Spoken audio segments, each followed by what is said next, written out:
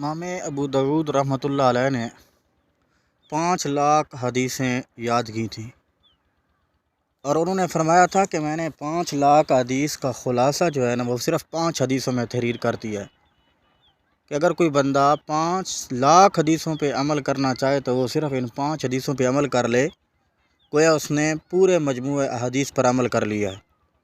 اور امام ابو حنیفہ رحمۃ اللہ علیہ نے اپنے بیٹے حماد کو بھی یہی نصیحت کی تھی کہ ان 5 حدیثوں پہ ہمیشہ عمل کرنا ہے۔ ان میں پہلی حدیث ہے انما الاعمال بالنیات، کہ اعمال کا دار و مدار نیتوں پر ہے۔ یہ ایک بنیادی حدیث ہے کہ انسان جو بھی عمل کرتا ہے تو اس عمل کا نتیجہ اس کی نیت پہ اخذ ہوتا ہے۔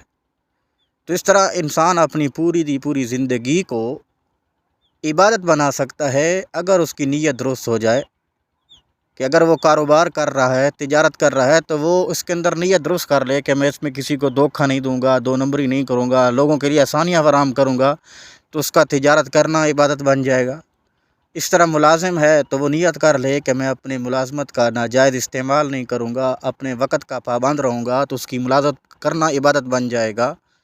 تو غرض کہ انسان اپنی پوری زندگی کو وہ عبادت کے اندر بدل سکتا ہے۔ تو یہ پہلی حدیث ہے انما الاعمال بالنیات۔ دوسری حدیث بیان فرمائی ہے کہ من حسن الاسلام المرء ترکہ ما لا یعنی، کہ آدمی کے اسلام کی اچھائیوں میں سے ہے کہ وہ لا یعنی باتوں کو ترک کر دے، چھوڑ دے، یعنی ایسی باتیں جن کا نہ کوئی دینی فائدہ ہے نہ کوئی دنیاوی فائدہ ہے، تو ایسی گفتگو کو چھوڑ دے اور صرف دینی اور ذکر اذکار کے اندر اپنے کا مشغول رکھے۔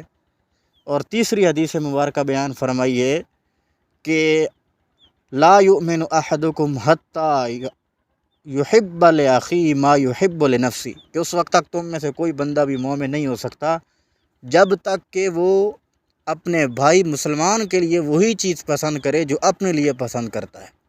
اپنے لیے انسان اچھائیاں چاہتا ہے تو دوسروں کے لیے بھی اچھائیاں رکھے۔ انسان چاہتا ہے کہ میری عزت نفس جو ہے نا وہ مجروح نہ ہو، کوئی خراب نہ کرے، تو انسان دوسروں کی عزت نفس کو مجروح نہ کرے، اس کا بھی لحاظ رکھے، خیال رکھے۔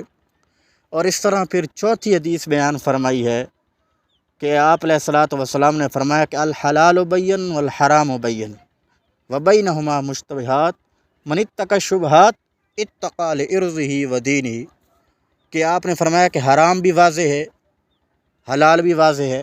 حلال تجارت کرنا جائز ذرائع سے واضح ہے، وہ جائز ہے، اور اسی طرح ناجائز ذرائع سے تجارت کرنا، دھوکہ دینا، ڈاکہ کرنا، چوری کرنا، سود کھانا، اور کسی کا مال ناجائز طریقے سے ہڑپ کرنا، یہ سارے کا سارا جو ہے نا وہ حرام ہے۔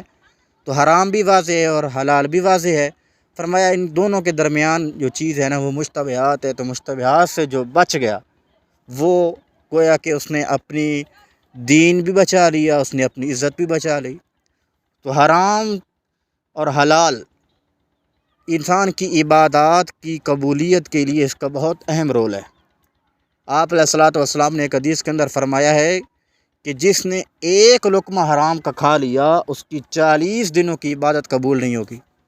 تو ایک لقمہ حرام کا کھانے سے 40 دنوں کی عبادت قبول نہیں ہے، تو پھر حرام کی کتنی تباہ کاریاں ہیں۔